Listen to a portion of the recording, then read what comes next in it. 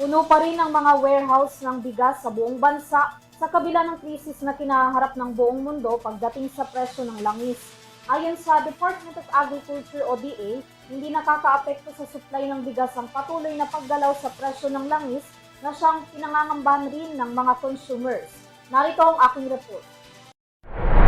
Nananatiling sapat pa rin ang supply ng bigas sa buong bansa.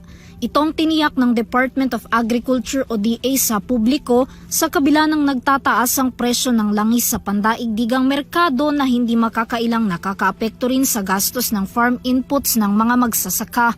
Ayon kay Agriculture Secretary Francisco Laurel Tio Jr., puno pa ng mga bigas ang karamihan sa mga warehouses ng National Food Authority o NFA, kaya't wala anyang dapat ipangamba sa supply sa buong taon.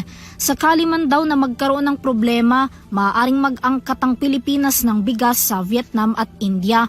Gayunpaman, opsyon lamang ito at prioridad pa rin ng pamahalaan ng pagbili ng bigas sa mga lokal na magsasaka ng bansa.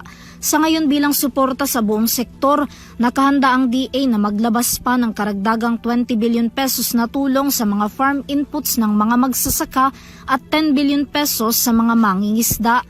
Ang mga pondong ito ay gagamitin para palakasin pa ang produksyon at kabuhayan ng mga ito, gayon din ang maibsan ng epekto ng mataas na gastos ng mga nasa sektor. Samantala, pinabulaanan naman ng kagawaran na ang ilang kumakalat na balitang imported na bigas ang ginagamit sa P20 program ng pamahalaan. Sabi ni Tio, wala itong katotohanan at tanging mga bigas na binili ng NFA sa mga lokal na magsasaka ng bansa ang ibinebenta sa programa.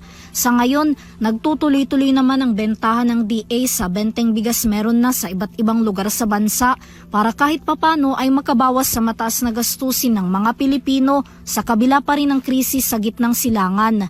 Nakatakda namang i-release ng DA ang 10 billion pesos na Presidential Assistance to Farmers and Fisher Folks o PAF kung saan sasaklawin nito ang higit sa 4.1 million na benepisyaryong magsasaka at mangingisda.